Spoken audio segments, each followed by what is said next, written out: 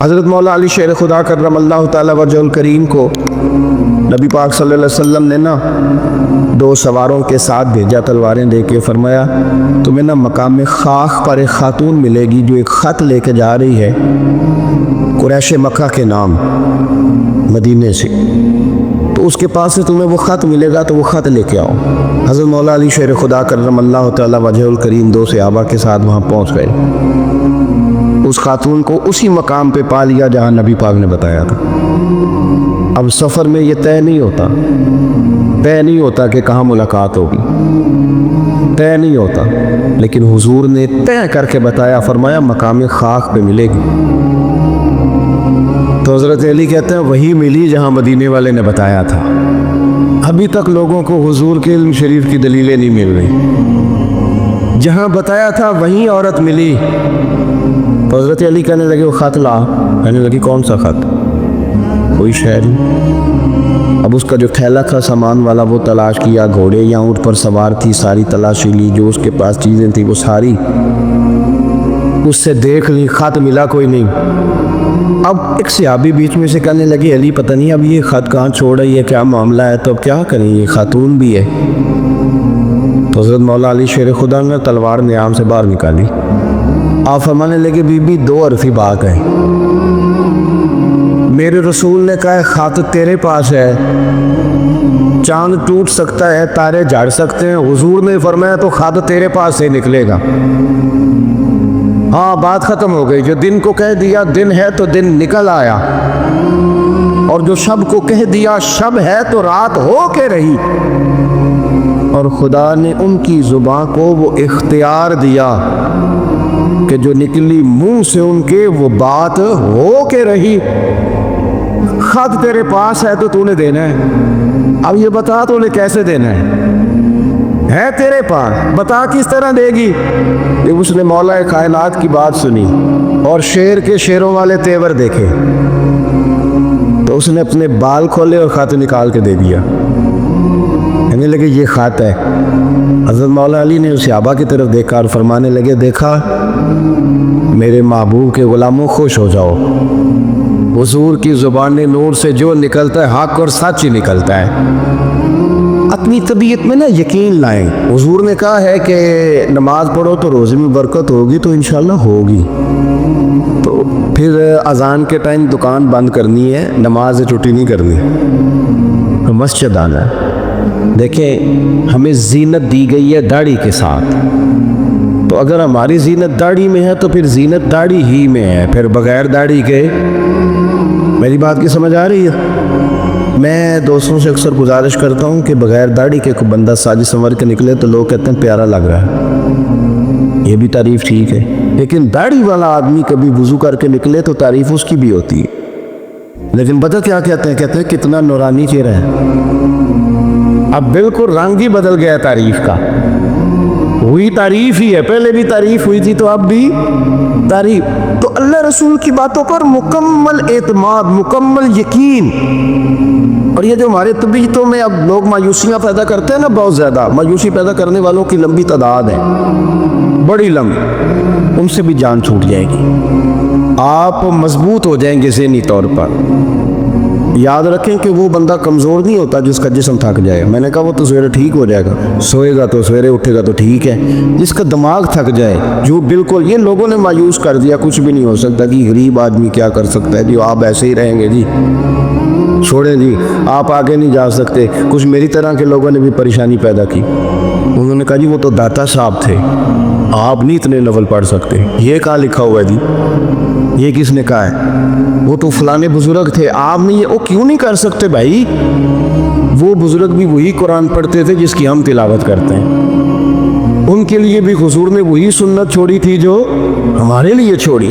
ایک ملنگوں کا ٹولہ ہے، وہ بھی بڑی پریشانیاں پیدا کرتا ہے، وہ کہنے تینوں کسی نے کچھ کیتا ہے، وہ بھی بندہ گیا سرے سے، کام سے گیا۔ اور خدا کے بندے ہمارے ہاتھ میں رب رسول کا دامن ہے، کوئی کچھ کر بھی دے تو مدینے والے نے فرمایا تو سورت بقرہ پڑھا کر گھر میں، جن کیا شیطان بھی تیرے گھر سے دوڑ جائے گا۔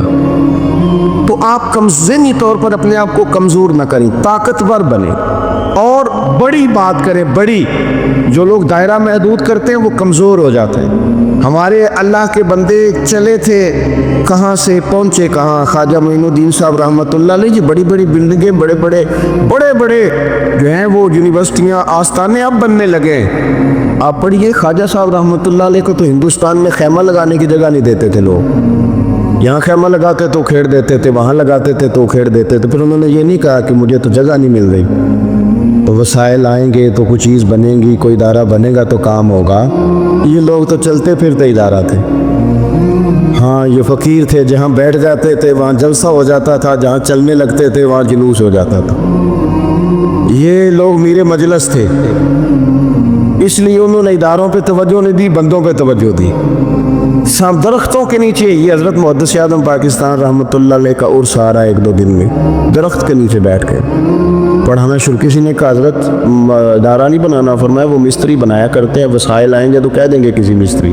ہماری ڈیوٹی پڑھانا ہے, درخت کے نیچے بھی پڑھائیں گے. اور پڑھایا تو مزہ لے کے پڑھایا, کمال کرتی. ایک ان کے شاگرد ہوئے مفتی مجیب الاسلام اعظمی رحمۃ اللہ علیہ, وہ کہتے ہیں میرا بھی کھانا کہیں سے آتا تھا تو صحیح نہیں آتا تھا. تو استاد جی جو کہ ابھی نئے آئے تھے ہجرت کر کے پاکستان, ان کا کھانا گھر سے پکتا تھا, وسائل زیادہ نہیں تھے کہ وہ مجھے بھی کھلا سکیں, لیکن استاد تھے نا. ایسا نہیں تھا کہ بچے رکھ لیے خانقاہ پہ تو وہ اس لیے رکھے کہ وہ آنے والوں کو پانی پلائیں گے, چائے پلائیں گے. 7 سال بیت گئے, بیچارے نے قرآن مجید نہیں حفظ کیا, اس کا استحصال ہوا, اسے پڑھنے نہیں دیا گیا, اور پتہ نہیں کس نوعیت کا ظلم ہوا, خیال ہی نہیں کیا کہ یہ کس طرح ماں نے کلیجے سے دور کر کے ہمیں دیا. مفتی مجیب الاسلام رحمۃ اللہ علیہ فرماتے ہیں کہ حضرت کیا کرتے کہ جو میرا کھانا آتا نا وہ کچھ ٹھیک نہیں ہوتا تھا, کئی دفعہ رات کی روٹیاں بھی مجھے دے دی جاتی. تو حضرت کیا کرتے, کہتے پتر یہ تیرے والا مجھے بڑا پسند تھا, تو اپنی روٹی دے دے, میں کھا لیتا ہوں, تو میری آئے گی تو تو کھا لینا.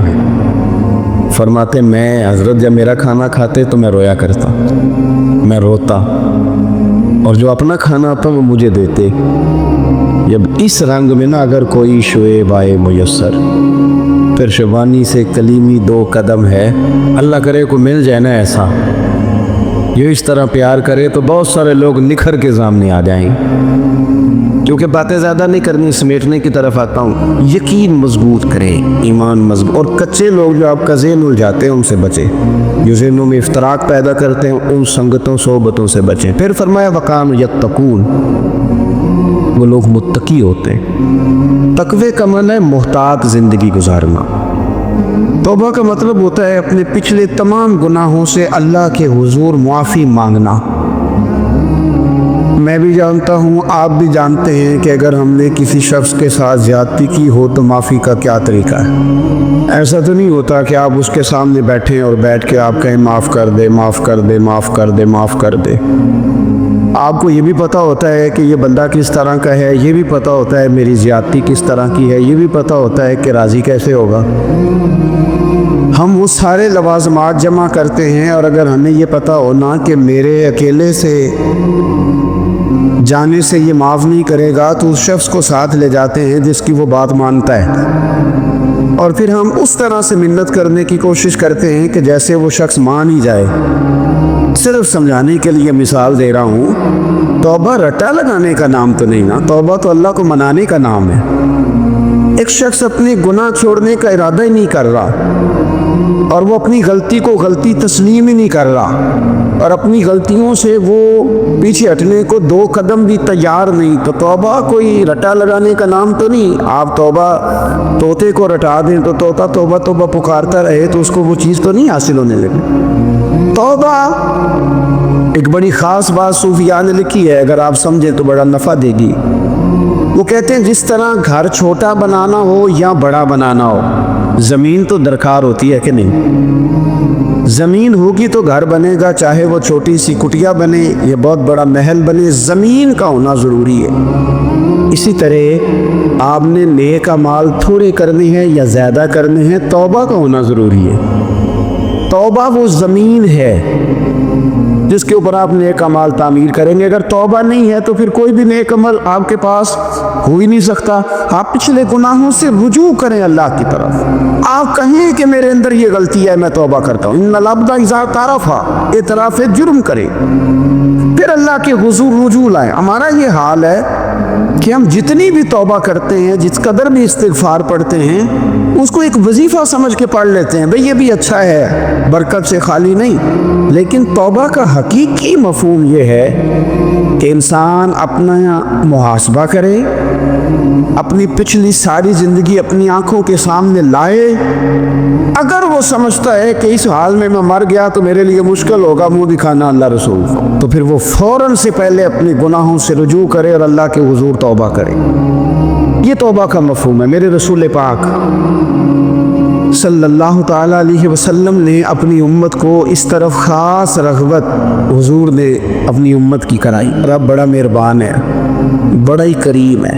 वो तो किसी बंदे की ऊँटनी अगर कभी गुम हो जाए सहरा में, और इस तरह गुम हो कि पैसे भी ऊँटनी पे हो, खाना भी ऊँटनी पे हो, कपड़े भी ऊँटनी पे हो, इलाका भी सहरा का हो, और उसने किसी टहनी के साथ बांधी हो, फिर वो सो जाए, सो के उठे तो ऊँटनी गायब हो। अब वो इतना परेशान हो कि आगे पीछे दाएं बाएं देखा तो पता चला कि ऊँटनी तो गायब हो गई, ना खाना है, ना पैसे हैं, ना कपड़े, ना सवारी है, इलाका सहरा का है, पैदल जा भी नहीं सकता। तो फरमाया जिस तरह वो बैठ कर मौत का इंतज़ार करने लगता है, और वो मुंतज़िर था कि अब मौत ही आएगी, अब कोई और सहारा नहीं। फरमाया अचानक अगर ऊँटनी सामने आ जाए तो उसे कितनी खुशी होगी। या रसूलल्लाह उसे तो बड़ी खुशी होगी। फरमाया जब रब का बंदा तौबा करता है तो अल्लाह को इससे भी बढ़कर खुशी होती है कि बंदा तौबा कर गया, अपने घर वापस आ गया है, इसने बात मान ली। हमारा असल मसला एहसास का है, तौबा का नहीं। जब तक अपनी गलतियों का बंदा मुहासबा नहीं करता, जब तक एहसास पैदा नहीं करता, वो महसूस नहीं करता कि मैं गलत हूँ, मुझे ठीक होना चाहिए, तब तक तौबा का है कि आप देखें ना सहाबा किराम का मिजाज क्या, छोटी छोटी चीज़ें हैं, लेकिन वो दौड़ के आते हैं, कहते हैं या रसूलल्लाह गलती हो गई, और अपने आप को पेश करते।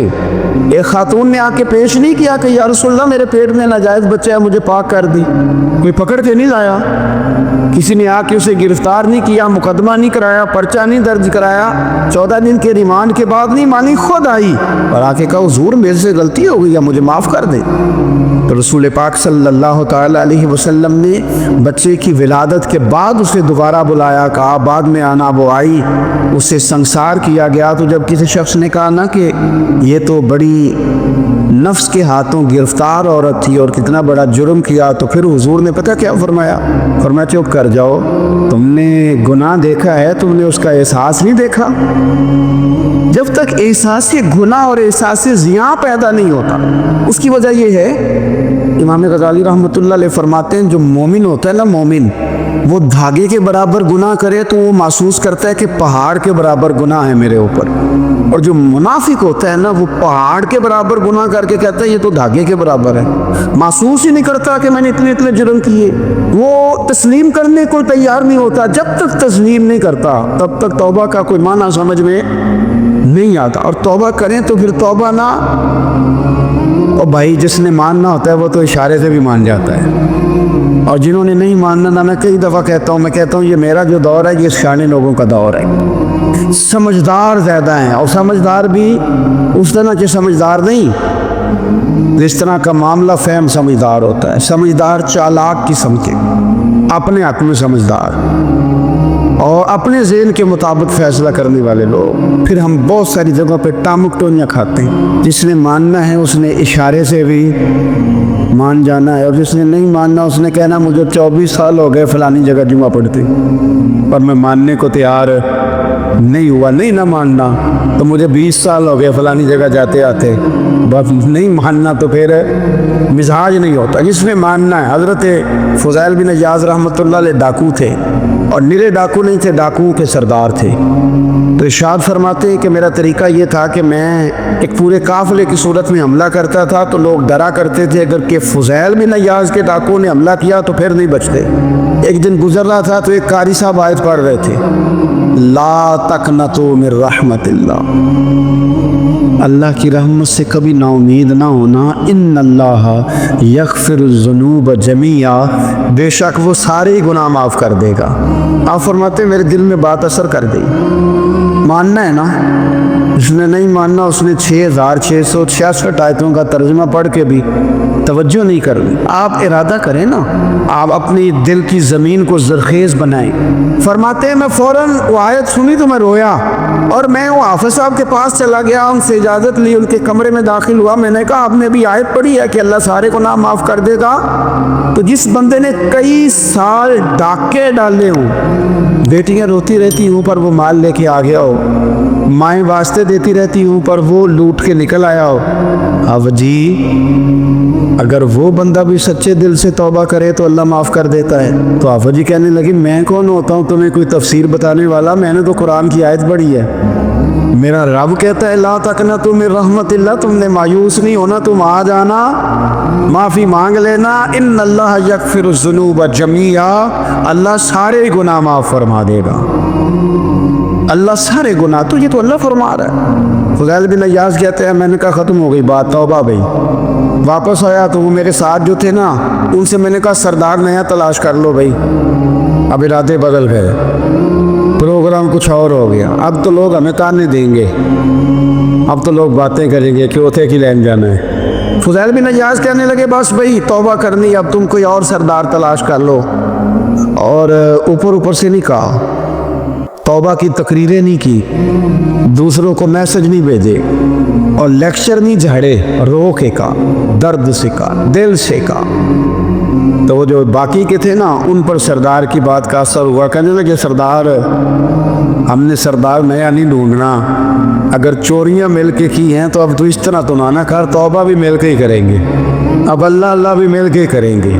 اب بس تو اگر ادھر جائے گا تو ہم بھی تو جائیں گے نا. اللہ اکبر.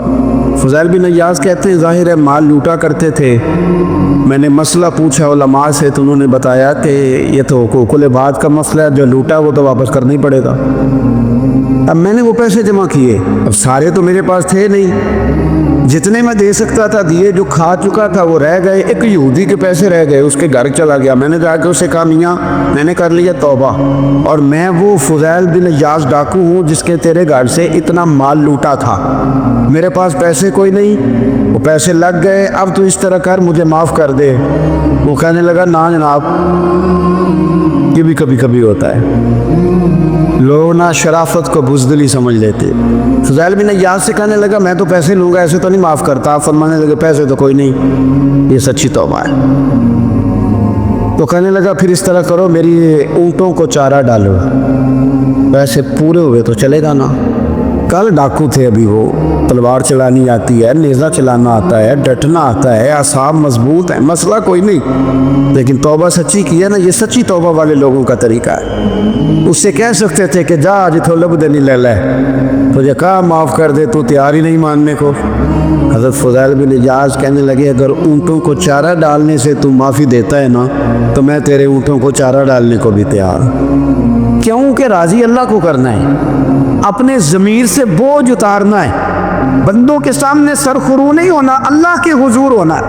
توبہ کا مطلب ہے رب کی بارگاہ میں سرخرو ہونا، بندوں کے سامنے نہیں. حضرت فضیل بن عیاض سے کہنے لگے ڈالیں گے تیرے اونٹوں کو چارہ، کیوں نہیں ڈالنا. 2-4 دن چارہ ڈالا تو وہ یہودی ایک دن کہنے لگا کہ یہ نا ٹھیکریوں سے بڑی ہوئی تھیلی ہے، یہ تو ذرا اٹھا کے لا. حضرت فضیل بن عیاض نے اٹھا کے اسے دی، جب اس نے کھولی تو اشرفیوں کی بھری ہوئی تھی. تو آپ فرمانے لگے تو کہہ رہا تھا ٹھیکریاں اٹھا کے لا. کہنے لگا میں تورات بڑی پڑھتا ہوں، عالم ہوں، میں نے تورات میں پڑھا تھا کہ مسلمان جب سچی توبہ کر لیں گے نا تو رب ٹھیکریوں کو بھی سونا بنا دیا کریں گے، پھر یہ مٹی کے ڈھیلے اشرفیاں بنا کریں گے. تو میں نا تیری توبہ چیک کر رہا تھا، یہ اس میں نے لوڑے بڑے ہوئے تھے، لیکن تو اٹھا کے لایا تو تیری توبہ بھی سچی ہے اور تمہارا دین بھی سچا ہے. اب اس طرح کا معافی اس شرط پہ دوں گا کہ مجھے کلمہ پڑھا تاکہ میں بھی مسلمان ہوتا. توبہ کے معاملے میں احساس، اور میں نے کہا کہ جس نے اشارہ لینا ہے اشارہ، ایک زازان نام کا نا گویہ تھا، آواز بڑی سریلی تھی، شراب خانے میں جب محفلیں سجتی تھی تو معاذ اللہ وہ گانے گایا کرتا تھا، سویلی آواز تھی. حضرت عبداللہ ابن مسعود حضور کے صحابی، حضور نے فرمایا عبداللہ ابن مسعود اسی طرح قرآن پڑھتے ہیں جس طرح میرے اوپر نازل ہوا تھا۔ عبداللہ ابن مسعود نہ چھوٹا قد اور پتلی پتلی ٹانگیں تھی حضرت عبداللہ ابن مسعود۔ ایک دن درخت پہ چڑھے ہوئے تھے تو کچھ لوگوں نے نا، بچے کرتے ہیں نا مذاق، معاذ اللہ کچھ نے کہا کتنی پتلی ٹانگیں۔ اللہ کے محبوب علیہ السلام نے فرمایا قیامت کے دن عبداللہ ابن مسعود کی ٹانگوں کا وزن احد پہاڑ سے بھی زیادہ ہوگا۔ زبردست صحابی ہے، اور حضور نے فرمایا میں نے جس کو گورنر بنایا، کسی جگہ امیر بنایا، مشورہ کر کے بنایا، اگر میں کسی کو بغیر مشورے کے امیر بناتا تو عبداللہ ابن مسعود کو بناتا۔ حضرت عبداللہ ابن مسعود گزر رہے تھے تو وہ جو زازان نام کا گویہ تھا وہ گانے گا رہا تھا۔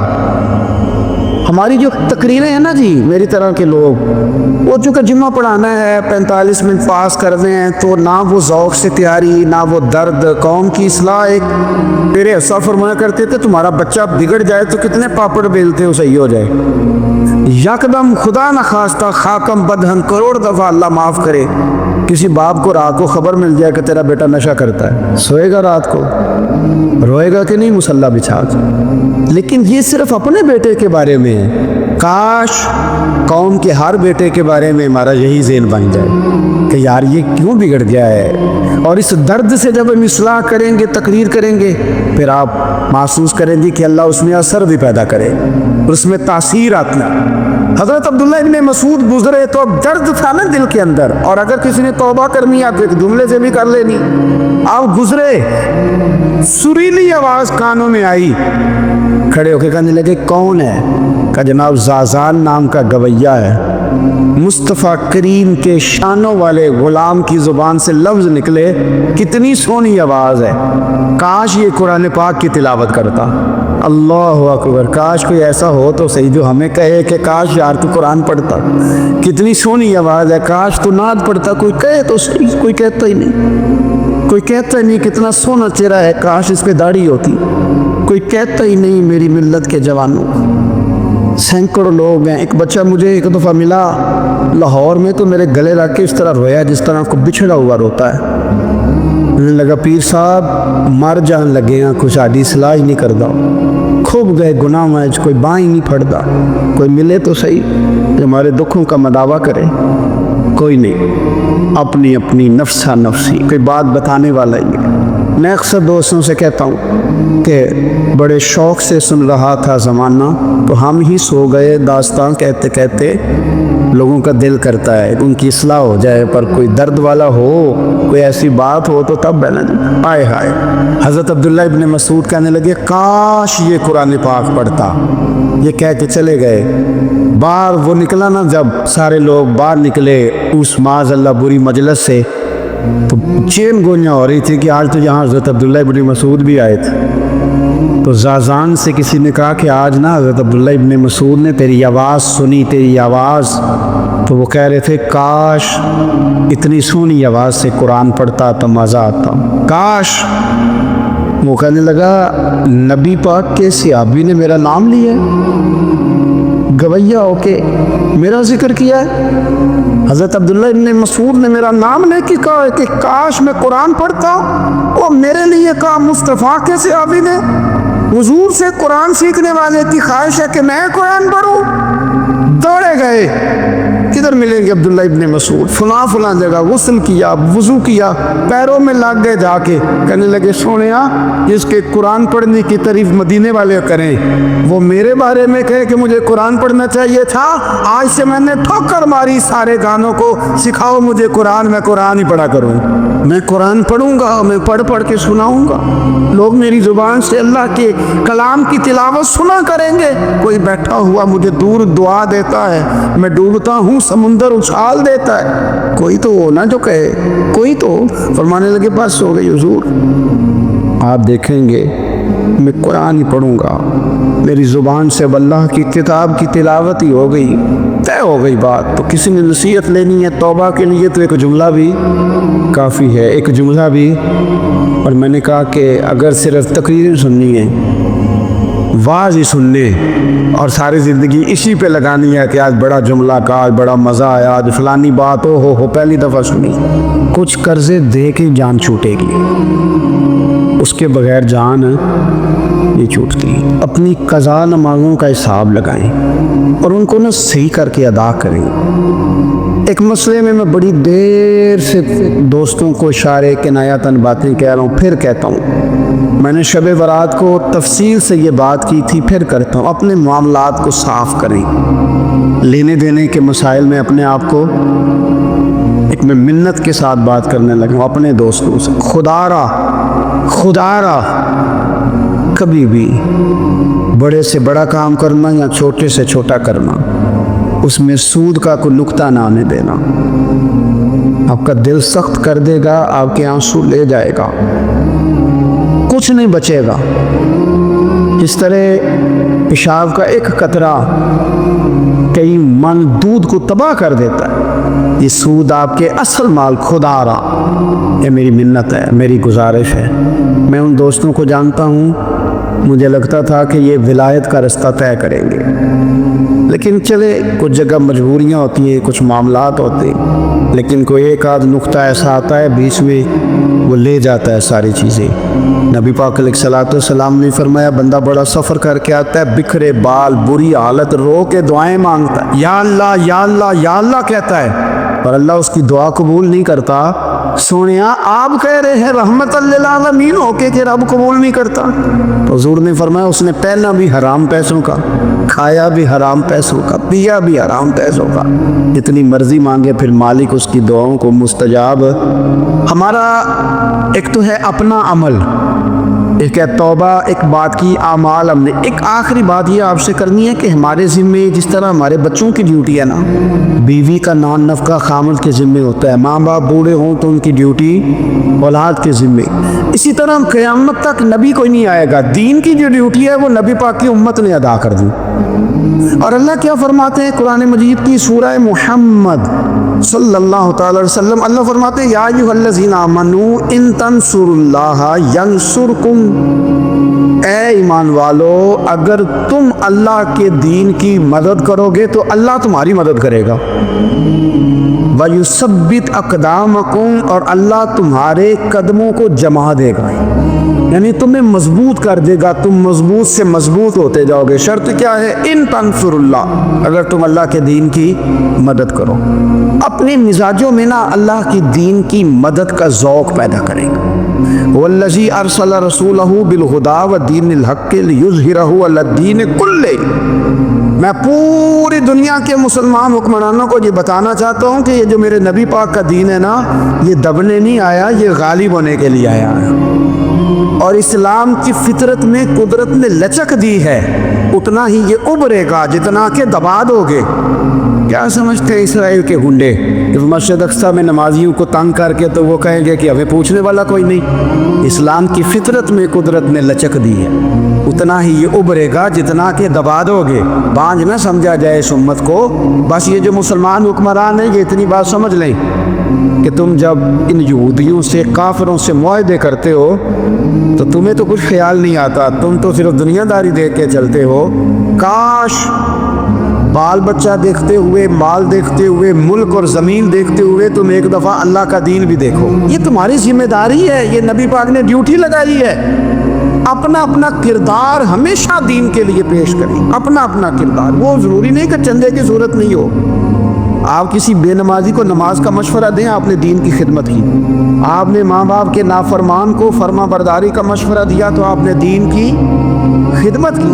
اگر آپ نے کسی بندے کو کہا یار تیرا قرآن پاک ٹھیک نہیں، چل قاری صاحب کے پاس، تیرا تلفظ ٹھیک ہونا چاہیے، کو آدھا گھنٹہ نکال کے سیکھ لے، یہ لفظ کہنے سے ہی آپ نے دین کی خدمت کی. میرے نبی پاک صلی اللہ تعالی علیہ وسلم نے فرمایا ایک جملہ بول کے دین کی دعوت دے گا، ایک جملے پہ اللہ 1000 سال کی بات